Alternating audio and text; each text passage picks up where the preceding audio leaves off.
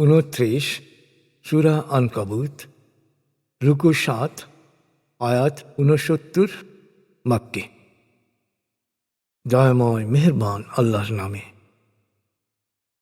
আলিফ লাম মিম। মানুষ কি মনে করে যে আমরা বিশ্বাস করি বললেই তাদের ছেড়ে দেয়া হবে, তাদের বিশ্বাসের পরীক্ষা নেওয়া হবে না? অথচ তাদের পূর্বসূরীদেরও পরীক্ষা নেওয়া হয়েছিল। কে সচ্চা আর কে ঝুটা, কে খাঁটি আর কে মেকি, আল্লাহ অবশ্যই তা যাচাই করে নেবেন। দুরাচারীরা কি মনে করে যে ওরা আমার ইখতিয়ারের বাইরে পালিয়ে যেতে পারবে? হায়, কত ভ্রান্ত ওদের ধারণা! মহাবিচার দিবসে শঙ্কা ও প্রত্যাশা নিয়ে যে ব্যক্তি আল্লাহর সাক্ষাৎ কামনা করে তাকে অবশ্যই সেই জন্য প্রস্তুতি নিতে হবে। মনে রেখো, প্রত্যেকের জীবনের সমাপ্তির জন্যে আল্লাহ নির্ধারিত কাল আসবেই। তিনি সব শোনেন, সব জানেন। যে ব্যক্তি আত্মশুদ্ধির জন্যে প্রাণান্ত প্রয়াস চালায় সে তা নিজের কল্যাণের জন্যেই করে। কর্মের সুফল সেই ভোগ করবে। আল্লাহ কারো মুখাপেক্ষী নন। আর যারা বিশ্বাস করবে ও সৎকর্ম করবে, আমি তাদের অতীতের পাপ মোচন করব এবং কর্মের উত্তম প্রতিফল প্রদান করব। আমি মানুষকে বাবা মার সাথে সম্মানজনক আচরণ ও খেদমত করার নির্দেশ দিয়েছি, কিন্তু তারা যদি আমার সাথে উপাস্য হিসেবে কোনো কিছুকে শরিক করার জন্য চাপ দেয় তবে তা কখনো মানবে না। কারণ তুমি জানো আল্লাহর কোনো শরিক নেই। মনে রেখো, আমার কাছেই তোমাদের ফিরে আসতে হবে। তখন দুনিয়ায় যা কিছু করেছ তার ভালো মন্দ তোমাদের পুরোপুরি বুঝিয়ে দেয়া হবে। যারা বিশ্বাস স্থাপন করে ও সৎকর্ম করে, আমি অবশ্যই তাদের সৎকর্মশীলদের অন্তর্ভুক্ত করব। কিছু মানুষ বলে আমরা আল্লাহকে বিশ্বাস করি, কিন্তু যখন এই বিশ্বাসের কারণে তারা নির্যাতিত হয় তখন মানুষের নিপীড়নকে এরা আল্লাহর আযাবের মতো বা তার চেয়েও বেশি ভীতিপ্রদ মনে করে। আবার তোমার প্রতিপালকের কাছ থেকে কোনো সাহায্য বা বিজয় এলে এরা বলতে শুরু করে, আমরা তো তোমাদের সঙ্গেই ছিলাম। আশ্চর্য! মানুষের অন্তরে যা আছে আল্লাহ কি তা পুঙ্খানুপুঙ্খ রূপে জানেন না? আল্লাহ অবশ্যই যাচাই করে দেখবেন কে সত্যিকারের বিশ্বাসী আর কে মুনাফিক। সত্য অস্বীকারীরা বিশ্বাসীদের বলে, আমাদের রীতিনীতি অনুসরণ করো। যদি এতে পাপ হয় তবে তোমাদের পাপের ভার আমরা বহন করব, কিন্তু আখিরাতে তোমাদের কোনো পাপের ভারই ওরা বহন করতে রাজি হবে না। ওরা নেহায়তই মিথ্যাবাদী। ওরা নিজেদের পাপের বোঝা যেমন বহন করবে, তেমনি অন্যদের পাপের বোঝাও ওদের বইতে হবে। মহাবিচার দিবসে অবশ্যই মিথ্যাচারের জন্যে ওদের জবাবদিহি করতে হবে। আমি নূহকে তার সম্প্রদায়ের কাছে রসূল হিসেবে প্রেরণ করেছিলাম। সে তাদের মধ্যে ৯৫০ বছর বসবাস করেছিল। শেষ পর্যন্ত মহাপ্লাবন ওদের গ্রাস করে, কারণ ওরা ছিল সীমা লঙ্ঘনকারী। আমি নূহ ও তার সাথে নৌকায় আরোহণকারীদের রক্ষা করলাম। পুরো ঘটনাকে আমি বিশ্বাসীদের জন্যে শিক্ষণীয় নিদর্শনে পরিণত করলাম। স্মরণ করো, ইব্রাহিম তার সম্প্রদায়কে বলেছিল, তোমরা আল্লাহর ইবাদত করো এবং আল্লাহ সচেতন হও। এটাই তোমাদের জন্য উত্তম যদি তোমরা জানতে। তোমরা আল্লাহকে বাদ দিয়ে মূর্তির উপাসনা করছ এবং তোমাদের অলীক কল্পনাকে দৃশ্যমান রূপ দিয়েছ। আসলে আল্লাহ ছাড়া যাদের উপাসনা করো তারা তোমাদের জীবন উপকরণের মালিক নয় এবং তোমাদের কিছু দেওয়ার ক্ষমতাও তাদের নেই। তাই তোমরা শুধু আল্লাহর কাছেই জীবন উপকরণ চাও, তাঁর ইবাদত করো, তাঁর শুকরিয়া আদায় করো। তোমরা আসলে তাঁর কাছেই ফিরে যাবে। ইব্রাহিম আরও বলল, হে আমার সম্প্রদায়, যদি তোমরা আমাকে প্রত্যাখ্যান করো তবে তাতে আমার কোনো ক্ষতি হবে না। অতীতেও তোমাদের পূর্বসূরীরা বহু নবীকে প্রত্যাখ্যান করেছিল। আল্লাহর বাণী সুস্পষ্টভাবে পৌঁছে দেয়াই রসুলদের কাজ। গ্রহণ করা বা না করা তোমাদের ব্যাপার। সত্য অস্বীকারীরা কি লক্ষ্য করে না আল্লাহ কিভাবে নতুন জীবন সৃজন করেন, আবার কিভাবে সৃষ্টির পুনরাবৃত্তি ঘটান? এ তো আল্লাহর কাছে খুবই তুচ্ছ বিষয়।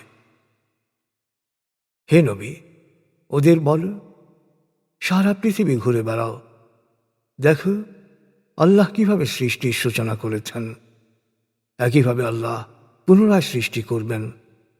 আল্লাহ সর্ববিষয়ে সর্বশক্তিমান। অপরাধের জন্যে তিনি যাকে ইচ্ছা শাস্তি দেন, যাকে ইচ্ছা অনুগ্রহ করেন। তোমরা তাঁর কাছেই ফিরে যাবে। জমিনের গভীরে বা আকাশের উচ্চতায় যেখানেই লুকাও না কেন, কখনো তার ইখতিয়ারের বাইরে যেতে পারবে না। আর আল্লাহ ছাড়া তোমাদের কোনো অভিভাবক বা সাহায্যকারী নেই। যারা আল্লাহর বাণী ও আখিরাতে তার সামনে জবাবদিহিতাকে সত্য বলে মানতে অস্বীকৃতি জানায়, তারাই ক্ষমা ও করুণার ব্যাপারে নিরাশ হবে। ওদের জন্য অপেক্ষা করছে যন্ত্রণাদায়ক শাস্তি। সত্যের বিপক্ষে ইব্রাহিমের সম্প্রদায় শুধু বলল, একে হত্যা করো অথবা আগুনে পুড়িয়ে মারো। কিন্তু আল্লাহ তাকে আগুন থেকে রক্ষা করলেন। এই ঘটনায় অবশ্যই বিশ্বাসীদের জন্য শিক্ষণীয় নিদর্শন রয়েছে। ইব্রাহিম ওদের বলল, তোমরা তো পার্থিব জীবনে পারস্পরিক স্বার্থ হাসিলের জন্য আল্লাহর পরিবর্তে মূর্তিগুলোকে উপাস্য হিসেবে গ্রহণ করেছ। কিন্তু মহাবিচার দিবসে তোমরা একে অপরকে অভিশাপ দেবে, একে অপরকে অস্বীকার করবে। তোমাদের ঠিকানা হবে জাহান্নাম, এবং তোমাদের কোনো সাহায্যকারী থাকবে না। তখন শুধু লূত বিশ্বাসে স্থাপন করল এবং বলল, আমিও আমার প্রতিপালকের উদ্দেশ্যে হিজরত করছি, তোমাদের সাথে আর থাকব না। নিশ্চয়ই তিনি মহাপরাক্রমশালী, প্রজ্ঞাময়। আমি ইব্রাহিমকে দান করলাম ইসহাক ও ইয়াকুব। তার বংশে নবুয়ত কিতাব জারি রাখলাম। দুনিয়াতে তাকে পুরস্কৃত করলাম, আখিরাতেও সে সৎকর্মশীলদের অন্তর্ভুক্ত হবে। স্মরণ করো, লূত তার সম্প্রদায়কে বলেছিল, তোমরা এমন অশ্লীল কাজ করছ যা তোমাদের পূর্বে দুনিয়ায় কেউ করেনি। তোমরা পুরুষের সঙ্গে উপগত হচ্ছ, তোমরা রাহাজানি করছ, মজলিসে প্রকাশ্যে অশ্লীল কাজে লিপ্ত হচ্ছ। উত্তরে তার সম্প্রদায় শুধু বলল, তুমি যদি সত্যবাদী হও তাহলে আমাদের উপর আল্লাহর আযাব নিয়ে এসো। জবাবে লূত আল্লাহর কাছে প্রার্থনা করল, হে আমার প্রতিপালক, ফাসাদ সৃষ্টিকারী সম্প্রদায়ের বিরুদ্ধে তুমি আমাকে সাহায্য করো। আমার প্রেরিত ফেরেশতারা যখন সুসংবাদ সহ ইব্রাহিমের কাছে এলো, তখন তারা বলেছিল, আমরা এই জনপদবাসীদের ধ্বংস করে দেব। এর অধিবাসীরা যথার্থই দুরাচারী। ইব্রাহিম বিস্ময় প্রকাশ করে বলল, এই জনপদে তো লূতও রয়েছে। ওরা বলল, ওখানে কারা আছে তা আমরা ভালোভাবেই জানি। আমরা লূত ও তার পরিবারকে উদ্ধার করব, শুধু তার স্ত্রীকে ছাড়া। তার স্ত্রী পেছনে অবস্থানকারী লোকদের সাথেই থেকে যাবে। আমার প্রেরিত ফেরেশতারা যখন লূতের কাছে এলো, তখন লূত তাদেরকে দেখে চিন্তিত ও বিষণ্ণ হয়ে পড়ল, কারণ সে তাদের রক্ষায় নিজের অক্ষমতা ভালোভাবেই অনুভব করল। ফেরেশতারা তখন বলল, দুঃখ করো না, ভয়ও পেও না। আমরা তোমাকে ও তোমার পরিবার পরিজনকে উদ্ধার করব, শুধু তোমার স্ত্রী ছাড়া, কারণ সে পেছনের লোকদের সাথে থেকে যাবে। পাপাচারের শাস্তি হিসেবে আমি ওদের উপর আকাশ থেকে আযাব নাজিল করেছিলাম। বিচার বুদ্ধি প্রয়োগকারী মানুষের জন্যে এই ঘটনায় শিক্ষণীয় নিদর্শন রয়েছে। আমি মাদিয়ানবাসীদের কাছে তাদের ভাই শোয়েবকে পাঠিয়েছিলাম। সে বলেছিল, হে আমার সম্প্রদায়, তোমরা শুধু আল্লাহর ইবাদত করো, প্রস্তুত থাকো মহাবিচার দিবসের জন্যে। আর জমিনে ফাসাদ সৃষ্টি করো না। কিন্তু ওরা তাকে প্রত্যাখ্যান করল। ভয়াবহ ভূমিকম্প ওদের গ্রাস করল। নিজেদের ঘর বাড়িতেই ওরা উপুর হয়ে নিষ্প্রাণ পড়ে রইল। আমি আদ ও সামুদ সম্প্রদায়কে ধ্বংস করেছিলাম। ওদের বিধ্বস্ত ঘর বাড়ি এর সুস্পষ্ট প্রমাণ। শয়তান ওদের কাজকে ওদের জন্য চাকচিক্যময় ও মোহনীয় করে রেখেছিল। সত্যকে বোঝার শক্তি দেয়া সত্ত্বেও শয়তান ওদের সৎপথ থেকে সরিয়ে রেখেছিল। কারুন, ফেরাউন ও হামানের পরিণতিও ছিল করুণ।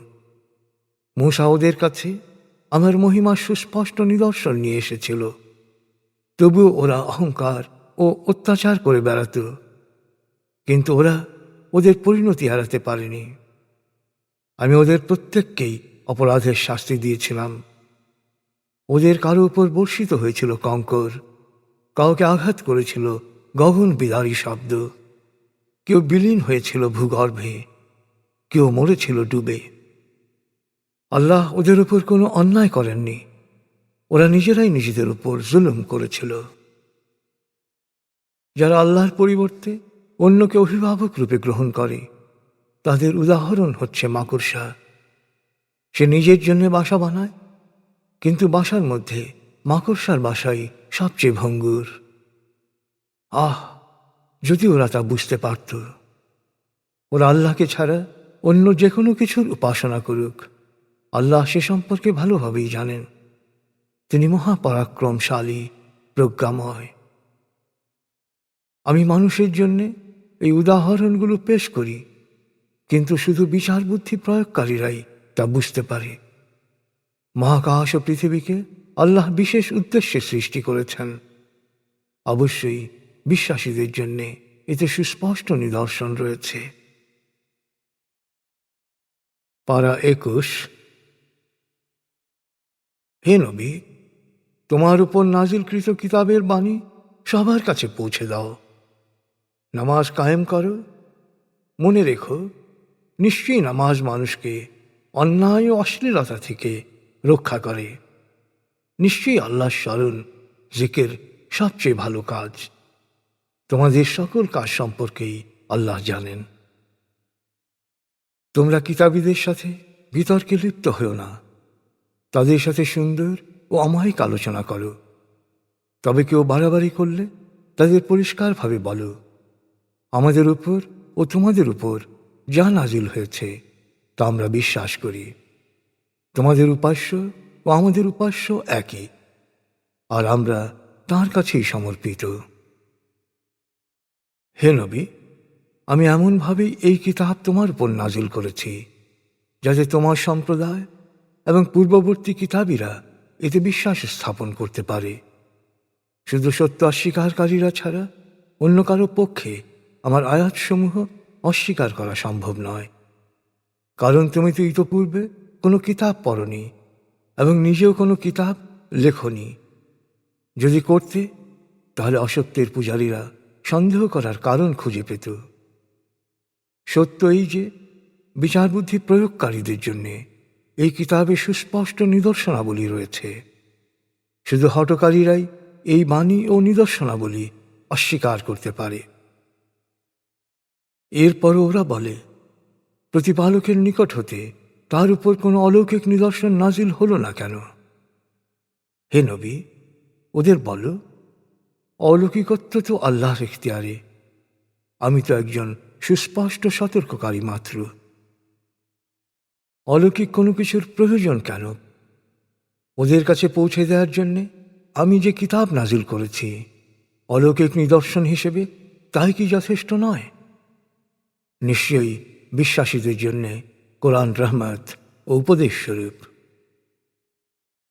হে নবী, সত্য অস্বীকারীদের বলো, আমার ও তোমাদের মধ্যে সাক্ষী হিসেবে আল্লাহই যথেষ্ট। মহাকাশ ও পৃথিবীতে যা কিছু আছে সবই তিনি জানেন। যারা মিথ্যা মরীচিকায় বিশ্বাস করে ও আল্লাহকে অস্বীকার করে, তারাই ক্ষতিগ্রস্ত হবে। ওরা তোমাকে আল্লাহর শাস্তি ত্বরান্বিত করার জন্যে চ্যালেঞ্জ দিচ্ছে। দিক, আল্লাহ যদি শাস্তির জন্যে সময় নির্ধারিত করে না রাখতেন, তবে অনেক আগেই আযাব ওদের গ্রাস করত। অবশ্যই আকস্মিকভাবে অসতর্ক অবস্থায় আযাব ওদের গ্রাস করবে। ওদের ওপর আল্লাহর শাস্তি ত্বরান্বিত করার জন্য ওরা তোমাকে চ্যালেঞ্জ দিচ্ছে। ওদের নিশ্চিত থাকতে বলো, জাহান্নামের লেলিহান শিখা সত্য অস্বীকারীদের গ্রাস করবেই। সেদিন লেলিহান শিখা ওপর নিচ সব দিক থেকেই ওদের গ্রাস করবে। আর ওদের বলা হবে, দুনিয়ায় যা করেছ সেই কৃতকর্মের ফল ভোগ করো। হে বিশ্বাসী বান্দারা, আল্লাহর দুনিয়া অনেক বড়, সুতরাং তোমরা শুধু আমারই ইবাদত করো। মনে রেখো, প্রত্যেক প্রাণী মৃত্যুর স্বাদ গ্রহণ করবে, তারপর তোমরা আমার কাছে ফিরে আসবে। অপরদিকে যারা বিশ্বাসে স্থাপন করেছে এবং সৎকর্ম করেছে, আমি অবশ্যই তাদেরকে জান্নাতে সুরম্য ভবন দান করব, যার পাদদেশে থাকবে প্রবহমান ঝর্ণাধারা। সেখানে তারা থাকবে চিরকাল। সৎকর্মশীলরা আল্লাহর উপর নির্ভরশীল ও ধৈর্যশীল, তাদের জন্যই পুরস্কার কতই না সুন্দর। দুনিয়ায় বহু প্রাণী খাদ্য মজুদ রাখে না। আল্লাহ তাদের ও তোমাদের সবাইকে রিজিক দান করেন। তিনি সব শোনেন, সব জানেন। অধিকাংশ মানুষকেই যদি তুমি জিজ্ঞেস করো, কে মহাকাশ ও পৃথিবী সৃষ্টি করেছেন এবং সূর্য চন্দ্রের গতিপথ কে নিয়ন্ত্রণ করছেন, ওরা অবশ্যই বলবে আল্লাহ। আফসোস, এরপরও ওরা বিভ্রান্তি ও শিরকের আত্মপ্রতারণায় ঘুরপাক খাচ্ছে। আল্লাহ তার বান্দাদের মধ্যে যার জন্য ইচ্ছা রিজিক বাড়িয়ে দেন, যার জন্য ইচ্ছা রিজিক সীমিত করে দেন। নিশ্চয়ই আল্লাহ সব বিষয়ে ভালো করে জানেন। তুমি যদি অধিকাংশ মানুষকে জিজ্ঞেস করো, আকাশ থেকে বৃষ্টি বর্ষণ করে শুকনো জমিনকে কে সবুজ সতেজ করে তোলে, ওরা অবশ্যই বলবে আল্লাহ। হে নবী, বলো, এ কারণে সকল প্রশংসা শুধু আল্লাহর, কিন্তু ওদের অধিকাংশই নিজস্ব বিচার বুদ্ধি প্রয়োগ করে না।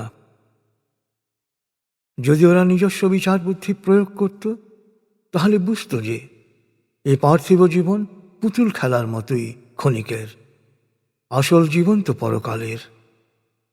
হায়, যদি ওরা বিচার বুদ্ধি প্রয়োগ করত! যখন ওরা নৌযানে ওঠে এবং বিপদের মুখোমুখি হয়, তখন ওরা বিশুদ্ধ চিত্তে একনিষ্ঠভাবে আল্লাহকে ডাকে। তারপর তিনি যখন ওদের তীরে নামিয়ে বিপদমুক্ত করেন, তখন ওরা শিরক করতে শুরু করে।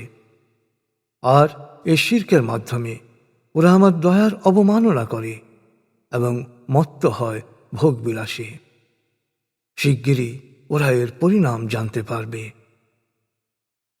ওরা কি দেখে না, আমি মক্কাকে নিরাপদ স্থান বানিয়েছি, অথচ এর চারপাশে যারা আছে তারা হামলার শিকার হয়। এরপরও কি ওরা অসত্যে বিশ্বাস অব্যাহত রাখবে এবং আল্লাহর নিয়ামতের অবমাননা করবে? আল্লাহর সাথে যে শরিক করে এবং আল্লাহর কাছ থেকে নাজিল হওয়া সত্যকে অস্বীকার করে, তার চেয়ে বড় জালেম আর কে হতে পারে? সত্য অস্বীকারীদের জন্য জাহান্নামী কি উপযুক্ত আবাসের স্থল নয়? যারা আমার পথে সর্বাত্মক প্রয়াস চালায়, আমি তাদেরকে অবশ্যই আমার সত্য পথে পরিচালিত করব। নিশ্চয়ই আল্লাহ সৎকর্মশীলদের সাথে রয়েছেন।